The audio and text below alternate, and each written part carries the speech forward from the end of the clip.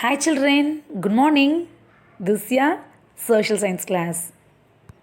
We are in lesson number 7, geography, water and its circulation, isn't it? What we saw in the last class? Yes, we saw that water covers about 17 percentage of the surface of the earth and mainly the remaining 29 percentage part is land, isn't it? Earth is also called as what? Yes, watery planet. The watery part of the earth is hydrosphere. Then we saw about water cycle. What is water cycle? Another name of water cycle is hydrological cycle. Okay, water cycle is simply defined as the change of water from one form to another. And then water from different water bodies like lake, pond, rivers, seas.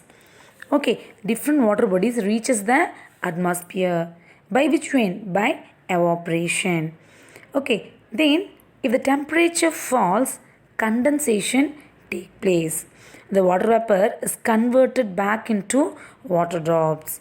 Then that water drop is nothing but what? Rainwater or else snow. So the rainwater gathers in lakes and ponds. This process is an ongoing process.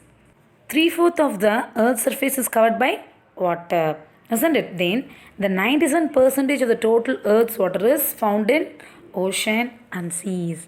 These are salt water. So this water is not fit for human use. The fresh water is mainly how many percentage? Yes, 3 percentage. From this, 2 percentage of the total water is in frozen form. That is in ice caps and glaciers. This is out of human reach, isn't it? So, only 1 percentage of the earth's water is easily available and fit for human consumption, which we can find in rivers, lakes, streams, and in ground too. Okay, then March 22nd is celebrated as what? Yes, March 22nd is celebrated as World Water Day.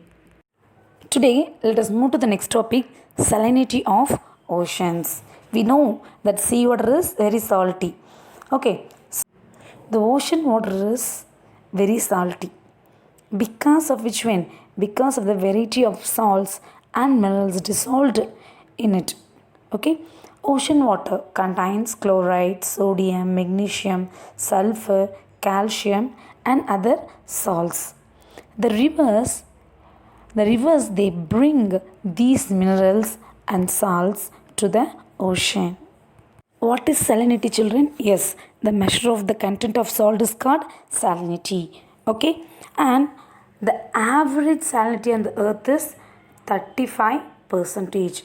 What is the average percentage of the salinity? Yes, it is 35 percentage. If we measure 1000 gram of water, then the salinity in that water is 35 grams. If we make the pure water to evaporate, the pure water it evaporates. Then the salts are left behind, children. Okay, this is the process to make salt. Okay, so now we are going to see the difference of salinity in different part of an ocean. Tropics have very high salinity because of children. Yes, because of the active evaporation. Because of the active evaporation, tropics have very high salinity. Okay, then where the river adds water to the salty ocean, salinity is very low. Okay, if the salinity decreases, in which parts? In the equator. Due to which one? Due to heavy rainfall. Then in cold regions, salinity is reduced because of which one? Because of the lack of evaporation. Now let us move to the next topic, temperature of ocean water.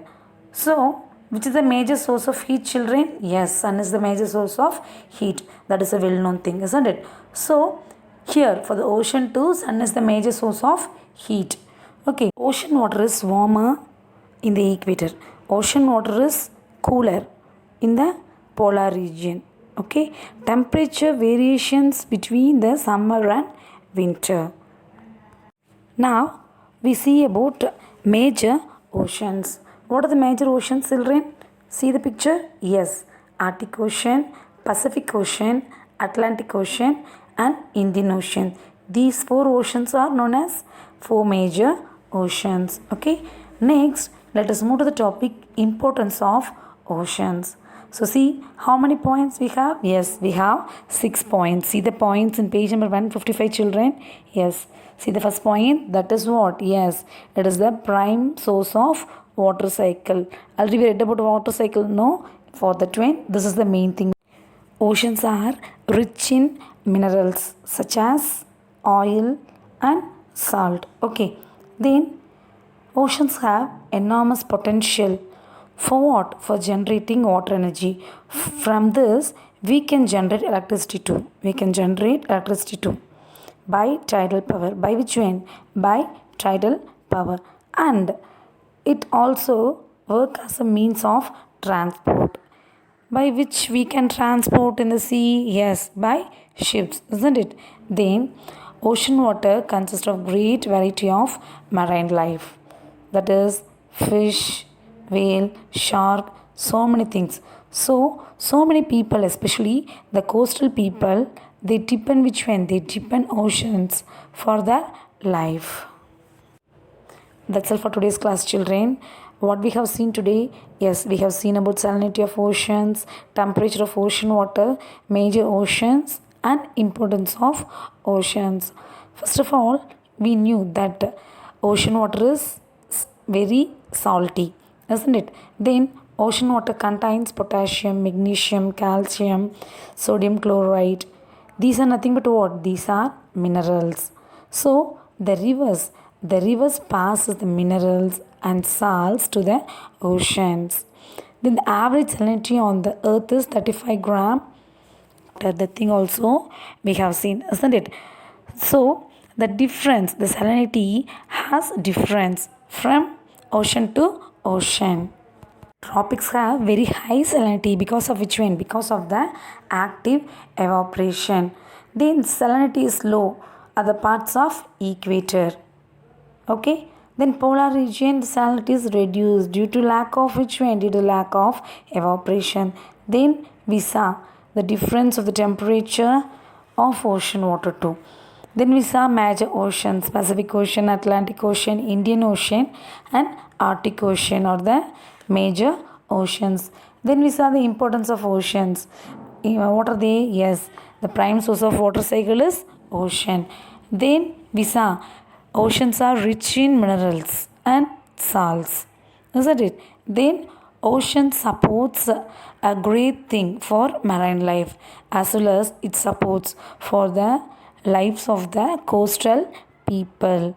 Then it gave enormous potential for which one? For generating electricity. In from which one? From the tidal energy. Okay. Then it serves as mean of transport too. Okay, children. That's all for today's class. Thank you, children. Be safe at home.